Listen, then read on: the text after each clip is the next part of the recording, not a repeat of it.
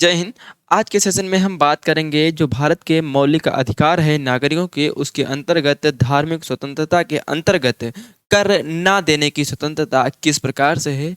इसके बारे में हम डिटेल से बात करेंगे। बने रहिए सेशन के लास्ट तक, आपको सारी जानकारी मिलेगी। सेशन पसंद आया तो लाइक करना, चैनल को अभी तक सब्सक्राइब नहीं किया तो सब्सक्राइब करें तथा शेयर करना तो बिल्कुल भी ना भूलें। बात करें फंडामेंटल राइट की, तो फंडामेंटल राइट हमारे संविधान के भाग 3 में अनुच्छेद 12 से अनुच्छेद 35 के मध्य में जितने भी अनुच्छेद हैं, हमारे कोई ना कोई फंडामेंटल राइट यानी कि हमारे कोई ना कोई मौलिक अधिकारों की बात करता है हर एक आर्टिकल। वैसे अगर हम बात करें फंडामेंटल राइट की, तो फंडामेंटल राइट हमारे अमेरिका से लिए गए हैं, तब हमारे संविधान में जोड़े गए हैं। जो हमारे मौलिक अधिकार हैं, इनको संविधान का मैग्ना कार्टा कहा गया है। इतनी बात आपको ध्यान में रखना होगा। लेकिन आज हम बात करने वाले हैं आर्टिकल 27 के बारे में। इससे पहले धार्मिक स्वतंत्रता की बात हम कर रहे थे, जिसमें हम आर्टिकल 25 आर्टिकल 26 की डिटेल से बात कर चुके हैं। आर्टिकल 25 जो एक इंडिविजुअल व्यक्ति के लिए एक अंतःकरण की स्वतंत्रता किस प्रकार से देता है, उस पर मैंने डिटेल से बात की है। आर्टिकल 26 में अपने प्रबंध करने की स्वतंत्रता एक समुदाय को किस प्रकार से है, उस पर मैंने डिटेल से बात करी है। अगर वो आपने वीडियो नहीं देखे हैं तो उसकी लिंक डिस्क्रिप्शन बॉक्स में, उसके प्लेलिस्ट की लिंक मिल जाएगी, जाइए वहाँ से ओपन कीजिए और देखिए, डिटेल से बात मैंने वहाँ पर की है।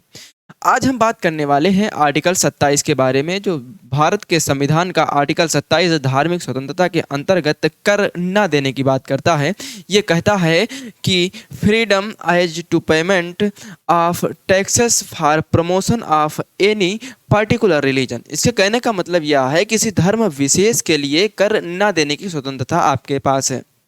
कैसे, हम चलिए बात करते हैं इस पर। कैसे, जैसे सरकार जो है, इसका कहना है कि सरकार ऐसा कोई भी टैक्स नहीं लेगी जो किसी धर्म विशेष के लिए लिया जाना हो। अब सरकार ऐसा नहीं कर सकती। इसे कहने का मतलब ये है, जैसे सरकार करे कि मैं आपसे टैक्स ले रहा हूँ इस मंदिर को बनवाने के लिए, तो सरकार ऐसा नहीं कर सकती।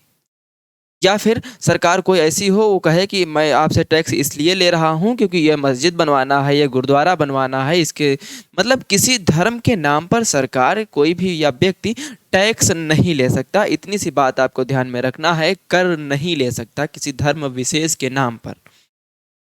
अब यहाँ पर फीस और टैक्स दो अलग अलग बातें हैं। फीस क्या होती है? फीस जो होती है किसी कार्य को करने के लिए जो व्यक्ति से ली जाती है, वो फीस होती है।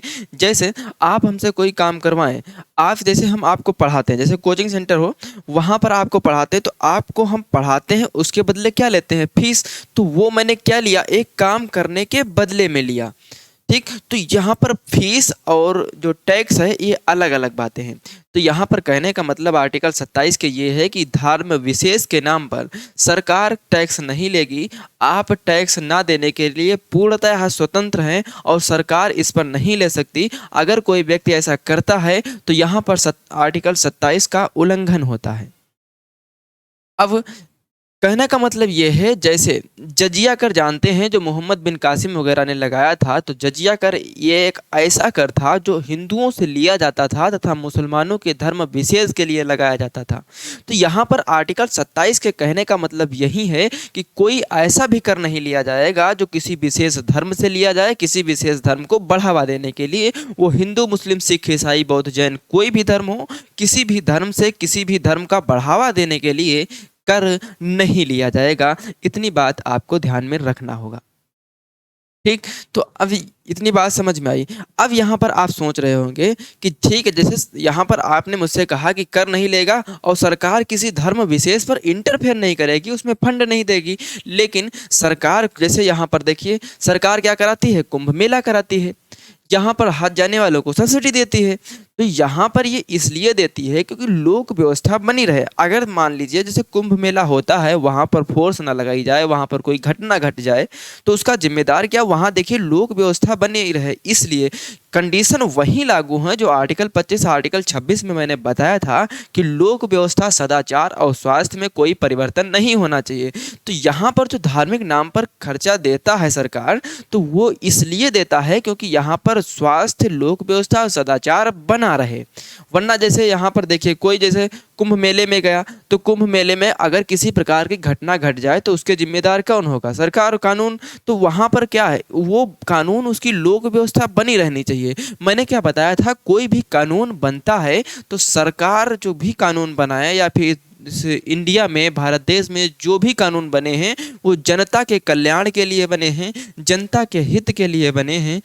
यानी कि जो हमारा भारत देश है या लोकतंत्रात्मक गणराज्य है, यानी कि यहाँ की जनता को सर्वोपरि माना गया है, और यह भारत देश धर्मनिरपेक्ष है।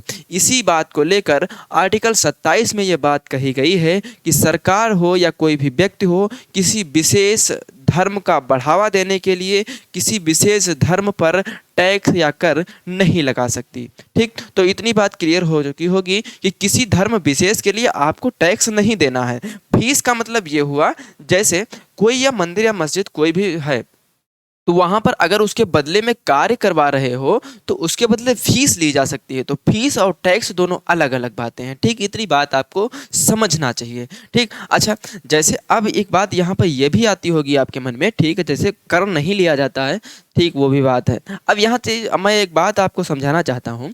जैसे मंदिरों में देखे होंगे, जो बड़े बड़े मंदिर हैं, जैसे कोई भी बहुत बड़े मंदिर जो हैं जिनमें फंड बहुत ज़्यादा इकट्ठा होता होगा, तो वहाँ पर क्या होता है कि वहाँ पर जो फंड इकट्ठा हो जाता है, दान का पैसा इकट्ठा हो जाता है या प्रॉपर्टी इकट्ठा हो जाती है, तो उससे वह धन कहाँ लगाना चाहिए? ठीक, ये भी आपके मन में क्वेश्चन उठता होगा। तो यहाँ पर इसका वैसे तो नियम यही है कि सरकार इस पर कोई किसी प्रकार का टैक्स नहीं लगाएगी। जैसे बहुत लोगों को देखा होगा आपने कि दान दे देते हैं, गरीबों में दान देते हैं, कहीं पर फंड देते हैं, या फिर कहीं क्षतिग्रस्त वाली घटना होती है तो वहाँ पर देते हैं, तो उनका क्या है, वो टैक्स मुक्त हो जाते हैं। इतनी सी बात आपने देखा होगा।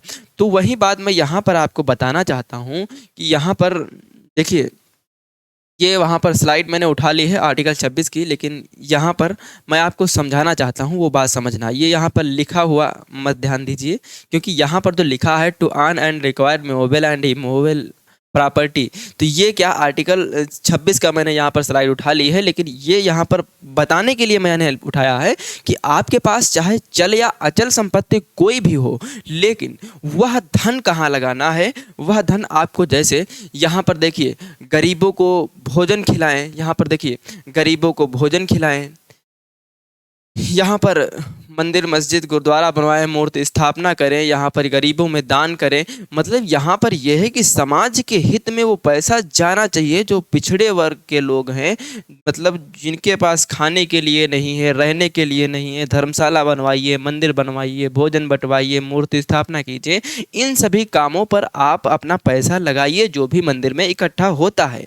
लेकिन कोई पर्टिकुलर आदमी अपने लिए, सिर्फ पर्सनली अपने लिए पैसा वो नहीं ले सकता।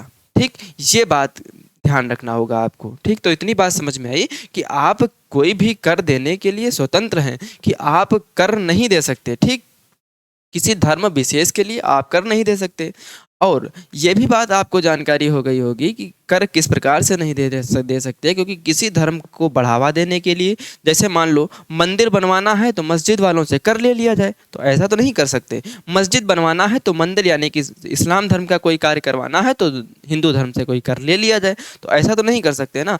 तो यहाँ पर ये बात बिल्कुल भी लागू नहीं होगी। इतनी बात आपको ध्यान में रखना होगा। और मंदिर मस्जिद में जो भी पैसा इकट्ठा होता है वो समाज कल्याण के हित में ही होना चाहिए, कि मंदिर एक सामाजिक चीज है, उसमें सबका हक है। तो यानी कि वहाँ पर जो भी फंड इकट्ठा होता है, सुना भी होगा कि मंदिर में जब दान इकट्ठा होता है तो गरीबों में जाता है, जो पिछड़ी एरिया है वहाँ पर बांटने के लिए, वहाँ पर भंडारा करने के लिए, ये सब करने के लिए मंदिर में भंडारा चलता है। ये सब इसी के धार्मिक नाम पर जो पैसा इकट्ठा होता है दान दक्षिणा से, उसी से वो करवाया जाता है। ठीक, इतनी बात आपको ध्यान में रखना होगा। ठीक, फिर यहाँ पर बात करें Jagannath Ramanujdas worship state of Odisha 1954, इसमें क्या था, ये इसमें कहा गया, सुप्रीम कोर्ट ने कहा कि यहाँ पर धर्म के नाम पर कोई भी कर नहीं लिया जाएगा। ठीक, तो ये बात आपको ध्यान में रखना होगा। फिर यहाँ पर ये था कि Raghunath worship state of Kerala, इसमें क्या किया गया था, ये क्या, जैसे यहाँ पर केरला में जो धार्मिक दंगे हुए थे, वहाँ पर उन दंगों की वजह से वहाँ पर कुछ विशेष धर्म वालों के लोगों को, उनको क्षतिग्रस्त, उनके मकान गिर गए, उनकी घटना, मतलब उनका नुकसान हुआ था तो सरकार ने क्या कहा था कि मैं इस पर भरपाई करूँगा। तो यहाँ वहाँ के अन्य जो लोग थे उन्होंने कहा कि ये तो खुला आर्टिकल 27 का उल्लंघन है। तो यहाँ पर सुप्रीम कोर्ट ने कहा नहीं, ये इससे ज़्यादा एक स्वास्थ्य व्यवस्था और सदाचार और लोक व्यवस्था इससे ज़्यादा मामला है। मतलब ये धार्मिक मामला से ज़्यादा ये लोक व्यवस्था, स्वास्थ्य व्यवस्था का मामला है, क्योंकि लोगों के यहाँ पर घर गिर गए हैं, उनका नुकसान हुआ है, तो सरकार की ये ज़िम्मेदारी बनती है कि उनका मकान बनवा के दे, ये सब वहाँ पर करवा के दे, उनकी व्यवस्थाएँ मेंटेन करने का अधिकार सरकार के पास है।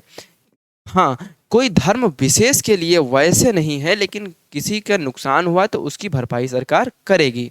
ठीक, ये बात यहाँ पर की गई थी। आई होप आर्टिकल 27 के बारे में आपको सारी जानकारी मिली होगी। सेशन पसंद आए तो लाइक करें।